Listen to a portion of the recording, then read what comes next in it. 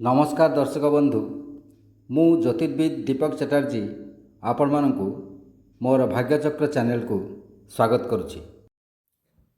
नमस्कार दर्शक बंधु ए भितर गोटे वर्ष अतीत हो जाइए एवं आ गोटे नूतन वर्ष उपनीत हो 2025 जाइए नूतन वर्ष 2026 उपनीत हो 2026 ये वर्ष भितर समस्त मन में विभिन्न प्रकार आशा आशंका उद्दीपना एवं उत्साह विभिन्न प्रकार रही हताशा भाव रही जे कौन है सारा वर्ष में।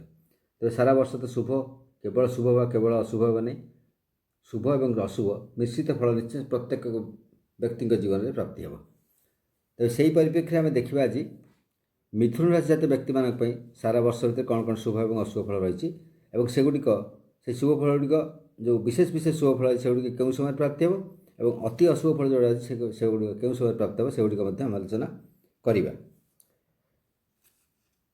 कर्म क्षेत्र में आगेवा टे कठिन भाव वर्ष नाना दिगल बाधा प्रतिबंधक आप घेरी रहा तेणु कर्म दिगरे बहुत समस्या उपजीव से आप सावधान हो आगे जातु कर्म क्षेत्र निरुत्साहित हूँ ना।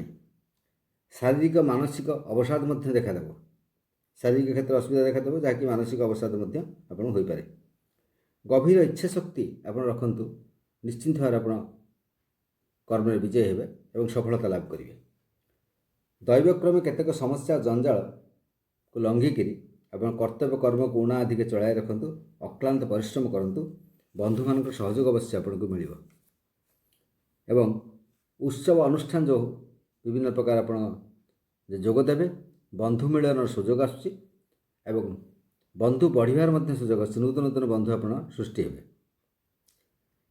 मन में बहुत उच्च आशा हे एवं सत्चिंता करूँ से आशा गुड़िक पूरण हम निश्चिंत भाव में सत्कार्य सत्चिंता कर धर्म पथरे आगे गले निश्चिंत भाव में आशा गुड़िक ए वर्ष आप पूरण हम किंतु आपंकर मन में सब द्वंद्व लगी रहा कर्म किपरि हम कर्मटा हम कि नहीं ये कम गोटे केमती करी से कम कितु आप उपयुक्त कर्म उचित कर्म कर निश्चिंत भाव संपादित हो। स्वास्थ्यगत क्षेत्र में असुस्थता किसी देखादेव पुरातन जो व्याधि सब अच्छी पुरातन व्याधि गुड़िक बढ़िबार देखा एवं बहुत समस्या आप सम्मुखीन हे। परिवार में रोग वैराग प्रायतः लगी रहा देखा तेणु जगी रखी चलतु। मतांतर मनांतर कथा कटाकटी परिवार भितर देखा जापे। तृतीय व्यक्ति अंगुली प्रवेश द्वारा विभिन्न प्रकार अशांति देव से अशांति सृष्टि हो से आप ध्यान दिंतु ना से गुड़ी भ्रूक्षेप करूँ ना।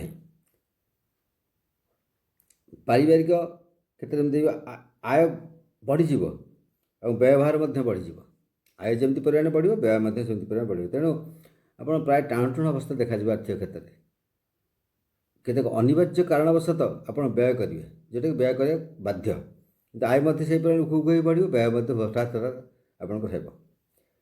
शेष आड़ को देखिए परिवर्तन किसी हो पारे। व्यवसाय वाणिज्य मांदावस्था किसी देखा दे पारे मझिरे मझिरे स्थल विशेष आपंकर क्षय क्षति हम चोरी होबार देखा मूल्यवान द्रव्य किसी चोरी हो देखा चाकरी क्षेत्र जो मैंने अच्छा परीक्षार समय अटे धैर्य रक्षा करूँ बहु समस्यार सम्मुखीन नूतन नूतन प्रकार समस्या आप सामने मुंड टेक जहाँ आप सामना करा पड़ो एवं ताकू निर्भीकता सहकारे सचोटता सहकारे आप सामना करूँ निश्चित भाव में ओवरकम कर से गुड़ी धैर्य निष्ठा संयमता पर आप लक्ष्य रखते बेसी तापर स्ट्रेस दिंतु शत्रु मैंने आपे आपे दूरे जी देखिए शत्रु मान कार्यकलाप आप आखि धरा पड़ से मन को दूरे जी। राजनीति क्षेत्र में टिके कष्ट और संघर्ष देखादेव आशानुरूप फल किंतु मिल पारे किंतु संघर्ष भीतर आप जावाक पड़ो। गृहिणी मैंने विभिन्न प्रकार अभाव असुविधा मध्य चलिए मध्य मध्य से गुड़ी किसी किसी परिमाण में रिपेयर हो मेकअप हो किसी तथापि असुविधा लगी रही। परिवार में कलह प्रायतः कलह विवाद देखा दे पारे। कौन सी वयस्क व्यक्ति अनुप्रवेश फल टिके शांति परिवार आसीपे तेणु से वयस्क व्यक्ति परामर्श ना उचित।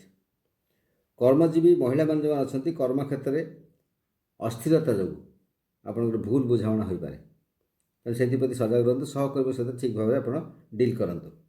शिक्षार्थी मान जो अच्छा अध्ययन प्रति निरुत्साहित आलस्यपरायण हो पारती आलस्य त्याग करूँ नचेत आप आशानुरूप फल प्राप्त हो न पारे ବନ୍ଧୁ ବନ୍ଧୁ ଭିତରେ ଶତ୍ରୁତା ସୃଷ୍ଟି ହୋଇପାରେ, ମନାନ୍ତର ସୃଷ୍ଟି ହୋଇପାରେ, ସେଗୁଡ଼ିକ ଲକ୍ଷ୍ୟ ରଖନ୍ତୁ। ତାହା ଆପଣ ପରବର୍ତ୍ତୀ ସମୟରେ ବିପଦରେ ପକାଇ ପଡ଼େ। ତେଣୁ ହିସାବରେ ଆପଣ ଚଳିବାକୁ ଚେଷ୍ଟା କରନ୍ତୁ। ଏବେ ଦେଖିବା ଏଇ ଯେଉଁ ଶୁଭ ଫଳ ଏବଂ ଅଶୁଭ ଫଳ ଗୁଡ଼ିକ କୁହାଗଲା, କେଉଁ ସମୟରେ ବିଶେଷ ଶୁଭ ଫଳ ଆପଣ ପ୍ରାପ୍ତ ହେବ ଏବଂ କେଉଁ ସମୟରେ ଅତି ଅଶୁଭ ଫଳ ପ୍ରାପ୍ତ ହେବ, ସେଗୁଡ଼ିକ ମଧ୍ୟ ଆମେ ଦୃଷ୍ଟିପାତ କରିବା। ମାର୍ଚ୍ଚ 15ରୁ ଶୁଭ ଫଳ ଯେଉଁ ପ୍ରାପ୍ତି ହେବ ସବୁ ତାର ସମୟ କହିଦେଉଛି। ମାର୍ଚ୍ଚ 15ରୁ ମେ 14 ମଧ୍ୟରେ ଏବଂ ଅଗଷ୍ଟ 17ରୁ ସେପ୍ଟେମ୍ବର 16 ମଧ୍ୟରେ, ନଭେମ୍ବର 16ରୁ ଡିସେମ୍ବର 15 ଯାଏଁ ଆପଣଙ୍କୁ ବହୁ ଭାବେ ଶୁଭ ଫଳ ଗୁଡ଼ିକ ପ୍ରାପ୍ତି ହେବ।